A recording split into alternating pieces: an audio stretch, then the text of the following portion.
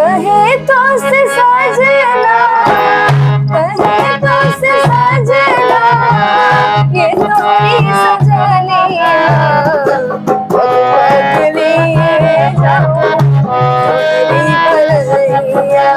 मैं सोना हूँ मिट्टी नहीं, जो तेरी शाट ते लागी तने झाड़ दे। अरे पाँव की जुती ना मेरा के प्रभु गिरधर ना करे। नमस्कार, मैं शशिकांत तिवारी। मैं एक अभियान चला रहा हूँ, प्रतिभा एक खोज। प्रतिभा एक खोज में मैं पहुँचा हूँ ऐसे कलाकारों के पास जो कहीं ना कहीं अपने प्रतिभा के मोहताज नहीं हैं। मैं ऐसे ही कलाकारों के बीच में पहुँचा हूँ और आपको उनकी तमाम कलाओं को दिखाऊंगा। और जिस तरीके से देखा जाता है कि हमारे समाज में तमाम ऐसे टैलेंटेड लोग हैं, तमाम प्रतिभाएं हैं जिनको अपना उचित स्थान नहीं मिल पाता है। मेरा प्रयास यही है कि इन प्रतिभा को निखारा जाए और समाज में और जिस क्षेत्र के वो रुचि रखते हैं उस क्षेत्र में तमाम असुविधाओं को दूर करते हुए सुविधाएं प्रदान किया जाए, ताकि इस तरह के प्रतिभा समाज में, देश में, विदेश में अपना नाम रोशन कर सकें। ऐसा ही आप कैमरे में देखेंगे हमारे साथ ये भाई बहन का जोड़ा है और ये लोग अच्छा गीत संगीत गाते हैं। मेरा यही प्रयास है कि मैं इन लोगों से बात करूं, इनके संगीत को सुनूं और इस प्रतिभा की खोज में उस पड़ाव पे ले चलूं जहां पे इनको एक अच्छा प्लेटफॉर्म मिल सके। मैं सीधे बात करने का प्रयास कर रहा हूं। क्या नाम हुआ आपका? जी, सबसे पहले तो आपके सभी दर्शकों को मेरा प्रणाम। मेरा नाम पुष्कर जी उपाध्याय है। मैं ग्राम टोंगा, ब्लॉक रेवतीपुर, जनपद गाजीपुर, उत्तर प्रदेश का निवासी हूँ। आपका क्या नाम हुआ? मेरा नाम शांभवी उपाध्याय है। मैं ग्राम टोंगा, ब्लॉक रेवतीपुर, जनपद गाजीपुर, उत्तर प्रदेश की निवासी हूँ। अच्छा, बात किया जाए तो आप लोग पढ़ाई के साथ साथ गाना भी गा रहे हैं। कहाँ से रुचि है? किसने आपको प्रेरित किया कि हमको ये करना चाहिए था, भाई बहन दोनों को? जैसा कि आपको बता दूं, मेरी माता जी गाती हैं, मेरी माँ गाती हैं, मेरे नाना जी गाते हैं। तो ये खून में था कहीं ना कहीं संगीत। प्रोफेशन किसी ने नहीं बना पाया, या मतलब माँ को उस तरीके का प्लेटफॉर्म उनके समय में नहीं मिल पाया, लेकिन उनके सपने को हमने जीना शुरू किया। तो हमें लगा कि अगर ईश्वर की कृपा है, संगीत मिला हुआ, तो इसको जो है आगे ले चलने का काम करें। तो संभवी, आपको किसने कहा कि आपको भी गाना चाहिए अपने भाई के साथ? मुझे भी मम्मी से ही मिला है। मतलब कि जैसे मैं जब 2.5-3 साल की मेरी एज थी, मम्मी बताते हैं, तब से मैं गाती थी और ज़्यादा इंटरेस्ट भैया ने मुझे दिलाया है। क्या कहती थी मम्मी? मम्मी मतलब कहती कुछ नहीं थी, ऐसे जब सब मतलब भैया गाता था तो मैं भी गाने लगी। फिर वैसे धीरे धीरे करके जब मेरी एज उस टाइम मतलब 2.5-3 साल की हुई तो। अच्छा, दोनों भाई बहन को एक साथ गाते कैसा लगता है? बहुत अच्छा लगता है और इसके लिए ईश्वर का धन्यवाद हम हमेशा देते रहते हैं, ताकि जबकि दोनों लोगों को वो चीज़ मिली। और उसके बाद आपने पूछा कि मम्मी क्या कहती थी, तो मुझे याद है दरअसल जो रियलिटी शोज़ आते थे टीवी पे, अभी भी आते हैं, तो मम्मी उस वक्त देखती थी, छोटे बच्चों वाले। तो गांव से थे हम लोग, गाँव में थे, तो उनका था कि देख के कभी कभार रोने लगती थी कि मेरे भी बच्चे हैं, जा सकते हैं, तुम लोग जा सकते हो इसमें। तो मम्मी कहा कि तोहनों लोग गावे जा, तोहनों लोग में पहुँच सका थोड़ा सा। तो वो चीज़ देख के थोड़ा सा लगा। और गाते हैं तो मंच पे हम दोनों को साथ गाते तकरीबन 10 से 12 साल हो चुके हैं। उम्र कितनी है? उम्र मेरी 17 साल है। अच्छा, 10-12 साल से गा रहे हैं जी। और शांभवी की उम्र अभी 13 साल है। 13 साल है जी। मैं चाहूँगा सबसे पहले दर्शकों को एक अपने संगीत के माध्यम से पहले सुनाइए, उसके बाद फिर आगे बातचीत करते हैं। जी, शुरू करिए। तो चूँकि जन्माष्टमी का समय चल रहा है, तो प्रभु श्री कृष्ण के भजन से जो है हम बिल्कुल शुरू करना चाहेंगे। बिल्कुल, शुरू कीजिए। बात न कोई मान रहा जो गुजरा हुआ अतीत है, नाम सुदामा है मेरा, गोपाल हमारा मीत है। नाम सुदामा है मेरा, गोपाल हमारा मीत है। बात न कोई मान रहा जो, बात न कोई मान रहा जो गुजरा हुआ अतीत है। नाम सुदामा है मेरा, गोपाल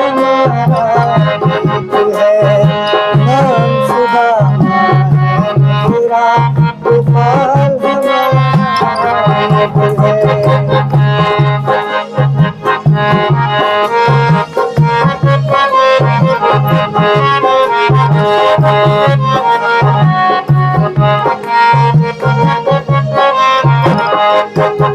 एक साथ हम पढ़े लिखे और एक साथ ही खेले हैं, एक साथ हम पढ़े लिखे और एक साथ ही खेले हैं।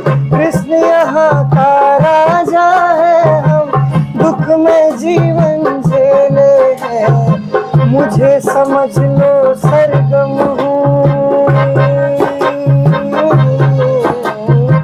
मुझे समझ लो सरगम हूँ, मोहन मेरा संगीत है। राम सुदामा है मेरा गोपाल हमारा,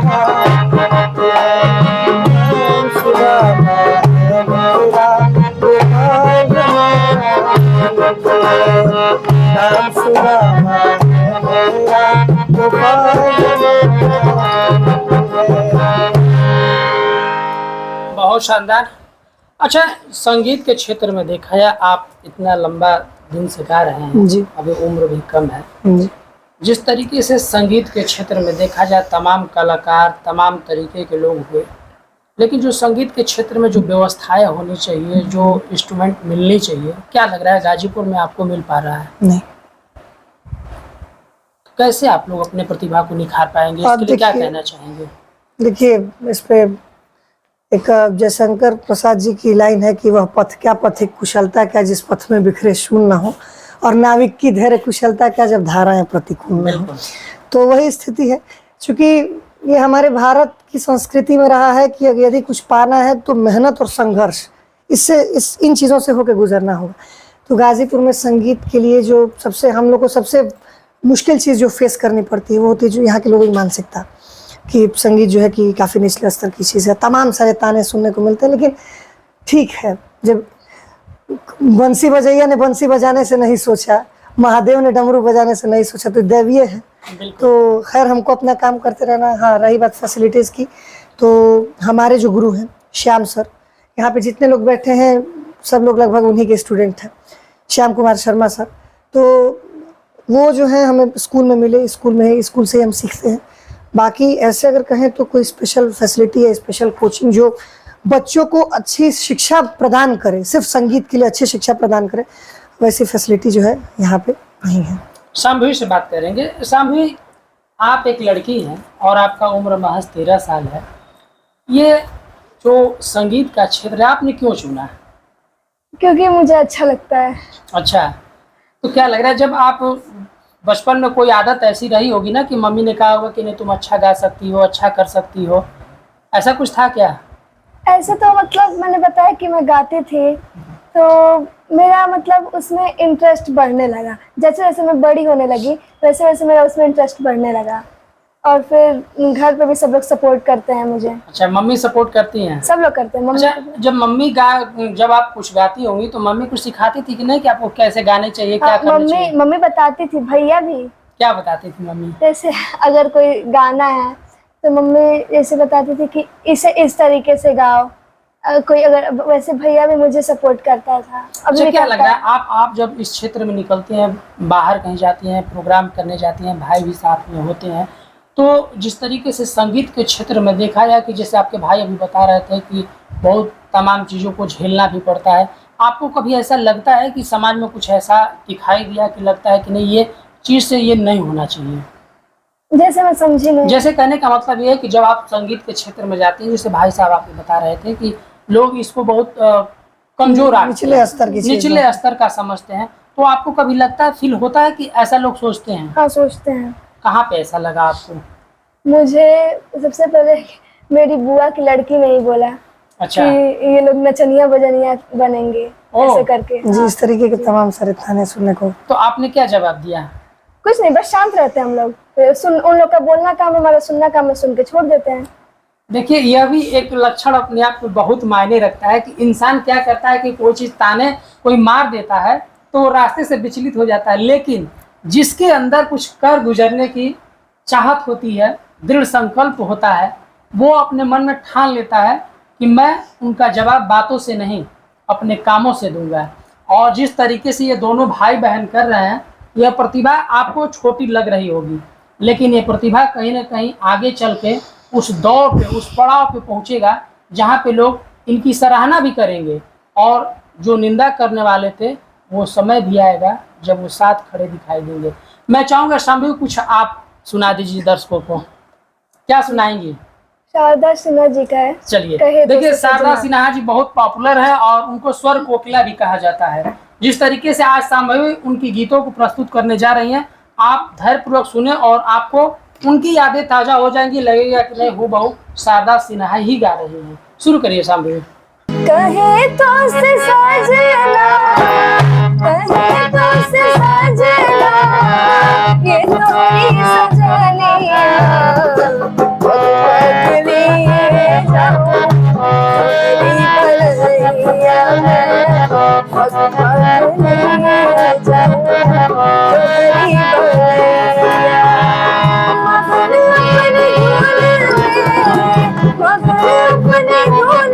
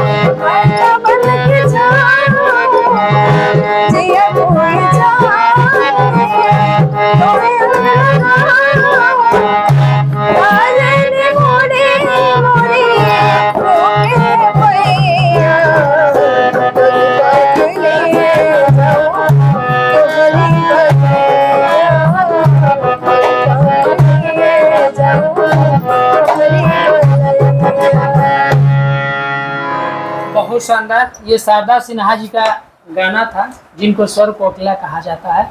कहीं ना कहीं प्रतिभा, हमारे समाज में बहुत ऐसे प्रतिभाएं हैं जो छुपी हैं, दुर्व्यवस्था का शिकार हैं, और जिस तरीके से मेरा प्रयास सिर्फ इतना ही है कि इस तरीके के प्रतिभा जो हमारे समाज में दबे हुए हैं और जिनको निखारने की आवश्यकता है, उस पड़ाव पर ले जाने की आवश्यकता है जहाँ पे कोई न कोई भविष्य होता है। वैसे अगर हम गाजीपुर की बात करें तो गाजीपुर किसी भी क्षेत्र में पीछे नहीं रहा है, चाहे वो देश में शहादत की बात हो, नेता की बात हो, या फिर राष्ट्रीय खिलाड़ी की बात हो।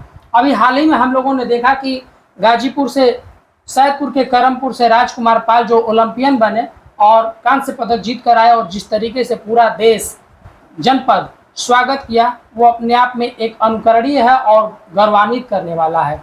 इसके अलावा देखा जाए तो गाजीपुर से ही सूर्य कुमार यादव जो इन दिनों भारतीय टीम में अपना नेतृत्व कर रहे हैं, यानी कि कप्तानी भी कर रहे हैं। तो तमाम जो प्रतिभाएं होती है, उस प्रतिभा को कैसे निखारा जा सकता है, इसके लिए मैं आवाज़ बनने की कोशिश कर रहा हूं कि जो तमाम नेता है, जनप्रतिनिधि है, सरकारी व्यवस्थाएं हैं, जमीन पे किस तरीके से व्यवस्था यदि मिल जाती तो आज इनके जैसा होनहार प्रतिभावान कलाकार का स्थान कहीं और होगा और ऊंचाइयां कुछ और होंगी। मैं और गीतों पे बात करूंगा। मैं चाहूंगा शाम्भवी और कुछ आप सुनाइए। जी, क्या सुनाने जा रही हैं? पाँव की जुत्ती। सुना दीजिए।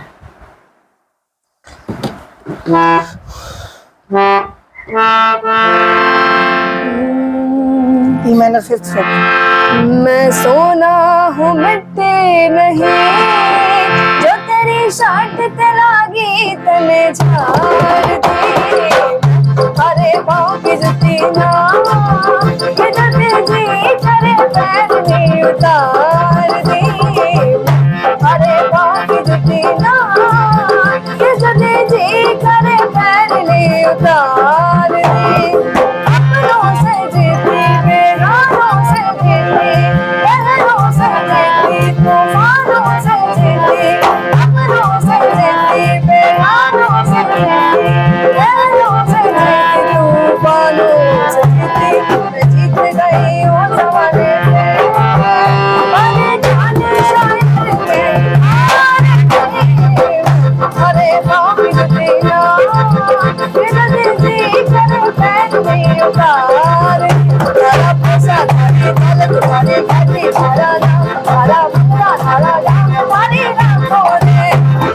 राग धारी शान धारा निष्ठा धारा जाम धारे लोग धारा नाम धारी बोले मैं सोना हूँ मैं तेरी शान चलागी कलेदार दी अरे भाभी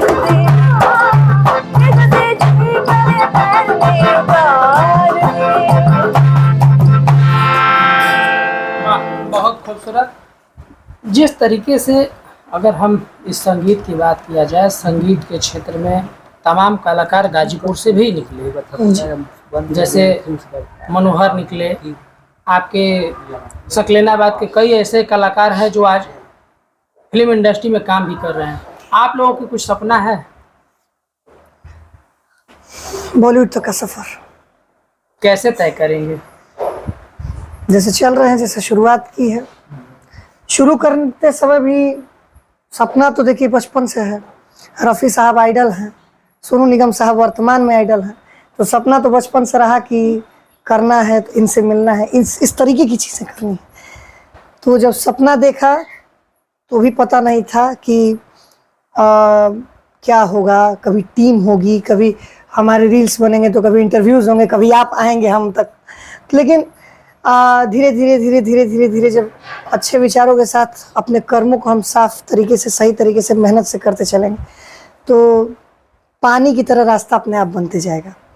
तो मुझे बस यही है, हमें बस यही कि हमें अपना कर्म करना है, हम अपनी साधना करनी है, रियाज करते रहना है, बाकी ईश्वर को सौंपा है, वो रास्ता देंगे। क्या लग रहा है अनुपम, जिस क्षेत्र में आप दोनों भाई बहन हैं, इसमें अपना भविष्य देख रहे हैं? बिल्कुल। जिस तरीके से अभी बहन बता रही थी कि खुद बुआ की लड़की ताना मार रही थी कि ये लोग नचनिया गवनिया बनेंगे जी, तो इस तरह की बातों को सुनकर कैसा लग रहा था आपको? क्या सोचे उस समय? देखिए, जाहिर सी बात है कि ये इंसान की प्रवृत्ति होती है कि जब ताने मिलते हैं तो मन दुखी होता है, प्रशंसा मिलती है तो मन खुश हो जाता है। लेकिन ये है कि हम नारायण के अंश हैं, हम प्रभु के अंश हैं, तो ठान लिए हैं कि बुआ टूटेंगे नहीं। बुआ की लड़की को जवाब देना है सफलता कर्म से, कर्म करेंगे, फल आएगा, सभी का मुंह उस दिन बंद हो जाएगा। जितने लोग कहते हैं कि, बहुत लोग कहते हैं, अभी हाल फिलहाल में कुछ लोगों का कहना था कि पढ़ाई की बात अलग है, पढ़ने में तमाम चीज़ें ऐसे वैसे, और इसमें जो है कि संगीत में क्या ही कोई कर लेगा, क्या सुनते रहते हैं। हम कहते हैं कि अभी जवाब देंगे कोई मतलब नहीं है, क्योंकि अभी हम आउटपुट नहीं दे पा रहे हैं। जिस दिन लोग देखेंगे, जिस दिन बड़े मंच पे चढ़ेंगे, जिस दिन बड़े मंच से बड़े बड़े बुलावे आएंगे, उस दिन खुद उन लोगों का मुंह बंद हो जाएगा और लोगों की जुबान बदल जाएगी। लोग कहने लगे हमको पता था कि तुम तो कर ही लोगे। तो होता है, ये तो कोई दिक्कत नहीं। सफलताओं में ऐसा होता है कि आदमी जिधर धारा बहता उधर बह जाता है, निंदा भी पीछे हो जाता है। एकदम बिल्कुल। अब कृष्ण जन्माष्टमी भी आने वाला है, शाम्भवी कुछ तैयारी है? क्या तैयारी है? एक राधा एक मीरा सुना दीजिए। मेरा के प्रभु गिरधर नागर राधा के मनोहर सागम पधा पधम परे मगा कर सरे रे गम गम पम पध पध सनि सरे